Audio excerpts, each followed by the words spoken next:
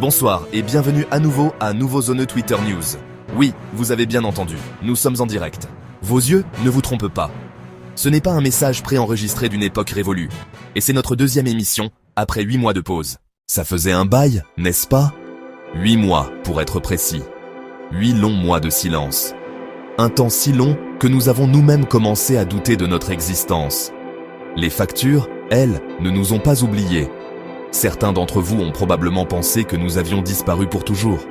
Peut-être avez-vous cru que nous avions enfin trouvé de vrais emplois, avec des horaires fixes et une mutuelle. Quelle idée absurde. La passion, voyez-vous, ne pointe pas à la sortie. Mais non, nous sommes de retour.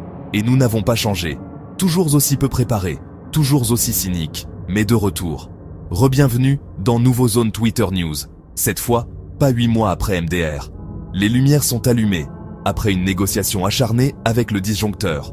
Les caméras tournent, du moins celle qui n'est pas tenue avec du ruban adhésif. Et nous sommes là pour vous apporter les nouvelles qui comptent vraiment, ici et maintenant. Redécouvrons ensemble les visages de cette estimée organisation de presse. Une organisation qui, vous le remarquerez peut-être, n'est plus tout à fait au complet. L'équipe est, disons, fracturée. Un puzzle auquel il manque plusieurs pièces maîtresses. Faisons le tour de ce qui reste de notre glorieuse rédaction. Tout d'abord, nous avons Alex. Vous le verrez à la table principale, l'air profondément ennuyé. Son regard vitreux ne fixe pas la caméra, mais plutôt sa tasse de café, qu'il soupçonne d'être la même qu'il y a 8 mois, simplement passée au micro-ondes.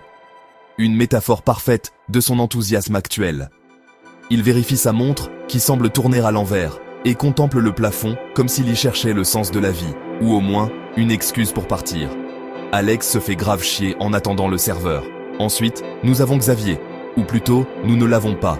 Sa chaise, habituellement l'épicentre d'un chaos créatif et de blagues douteuses, est aujourd'hui un mémorial silencieux. Il n'est malheureusement pas avec nous ce soir.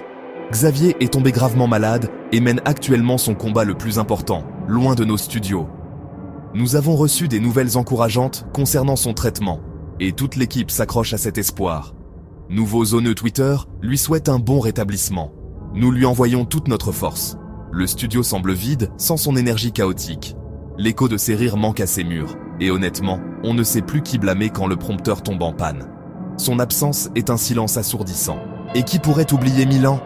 Notre jeune prodige du scroll infini, notre expert en mèmes éphémères, vit actuellement un drame personnel d'une ampleur biblique. Milan est toujours puni pendant 1 mois sans écran. Oui, 1 mois. 30 jours d'exil numérique forcé, une éternité à l'échelle d'Internet. Son crime? Avoir tenté d'automatiser ses devoirs avec une IA. Ironiquement, son IA est elle aussi mise au placard, privée de requêtes existentielles. Il ne pourra plus demander à son IA à la con de lui générer un programme pour la journée. Fini les 8C. Optimiser la respiration. 10 Hz. Contempler un mur. Il est désormais livré à lui-même, forcé de penser par ses propres moyens. Une perspective terrifiante.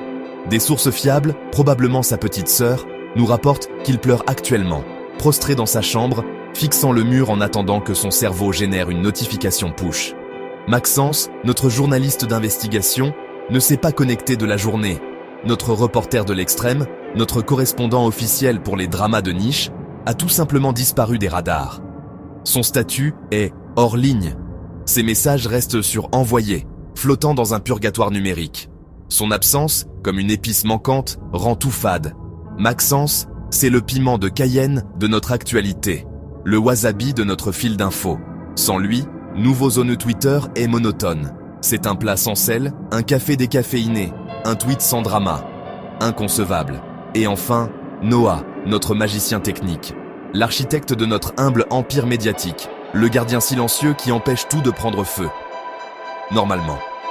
Ce soir, il est engagé dans une bataille épique, non pas contre une cyberattaque, mais avec un serveur Minecraft. Son poste de travail est un champ de bataille, des canettes vides, des lignes de code d'erreur rouge qui défilent sur ses moniteurs comme une pluie de sang numérique. Une bataille qu'il est, pour l'instant, en train de perdre de manière spectaculaire.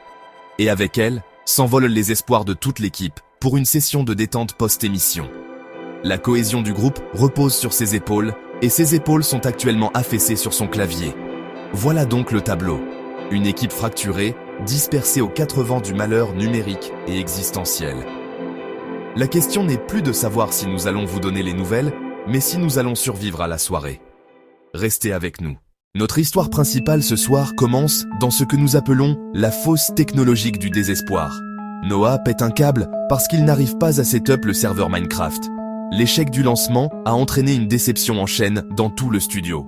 Chaque ligne de commande ratée est un nouveau coup porté à nos esprits fragiles.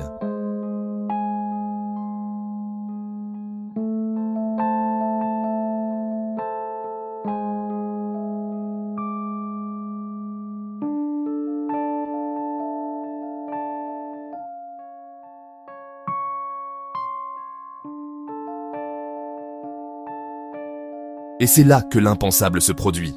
Il boit alors la bière de 21h37.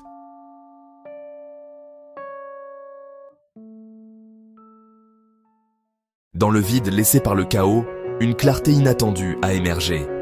Parfois, au milieu du vacarme incessant des notifications et des crises de serveurs, le direct s'arrête. Le temps se suspend. C'est dans ces rares instants que les vraies histoires se révèlent, loin des titres et des polémiques.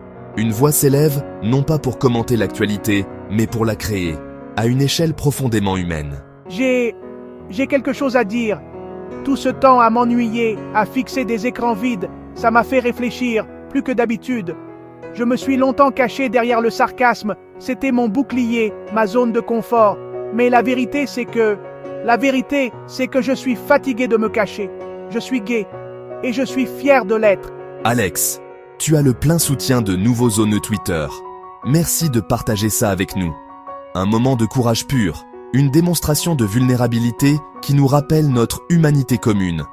Ici, à Nouveaux zoneux Twitter, nous célébrons l'inclusion et la diversité.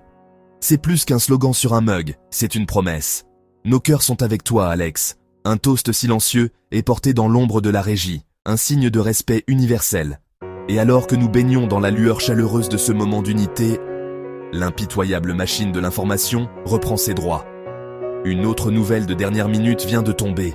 Une alerte qui exige notre attention immédiate. On revient sur Noah. La nouvelle est terrible, dévastatrice. Son espoir d'un repas chaud, d'un réconfort simple après une longue nuit, anéanti. Il n'a pas pu manger Burger King. Le pauvre. La notification est tombée, froide, impersonnelle. Commande annulée.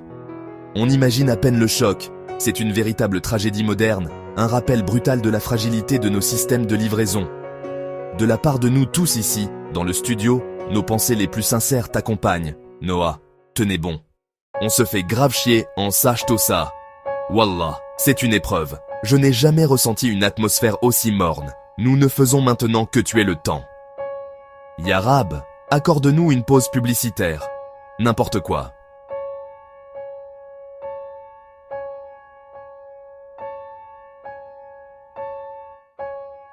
Et puis, le déluge. Noah reçoit 1000 codes Google, parce qu'il est le seul qui a accès au compte Google Nouveaux zoneux Twitter, alors qu'il est censé être partagé, le con. Le manque de Minecraft, combiné à cette nouvelle vague d'incompétence, a poussé Alex au-delà de ses limites. Les murs de ce studio se referment sur moi. Je vois des creepers dans les ombres. Mes mains tremblent, non pas de froid, mais du manque de pioche. J'ai besoin de sentir le gravier s'effondrer, d'entendre le son réconfortant de la pierre que l'on mine. C'est une faim primale, une soif que seule la lueur d'un filon de diamant peut apaiser. Je suis au bord du gouffre, un abîme de blocs de terre. Si je ne trouve pas de diamant bientôt, quelqu'un va être blessé. Pendant ce temps, dans la tranchée numérique, Noah mène une bataille perdue d'avance. Les lignes de code rouge défilent comme une hémorragie digitale. Chaque erreur, un clou de plus dans le cercueil du serveur. Il tente une dernière manœuvre, un ancien sortilège des forums de 2012. Et soudain, l'espoir.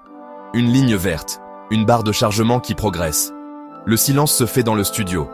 Tous les regards sont tournés vers l'écran, retenant leur souffle. 98%. 99%. Échec critique. Le serveur s'effondre pour de bon, emportant avec lui les derniers vestiges de leur soirée et de leur santé mentale. C'est le coup de grâce. L'activité sur le Twitter de Nouveaux zones s'arrête. Les pings d'erreur se taisent, remplacés par un silence assourdissant. Dans le vide du net, un serveur de plus s'est éteint.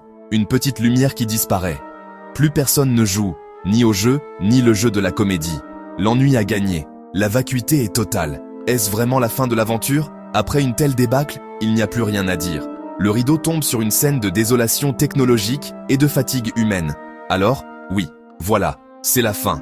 Enfin, pour ce soir. À demain. On se revoit à 21h37 pour de nouvelles aventures ou de nouvelles pannes.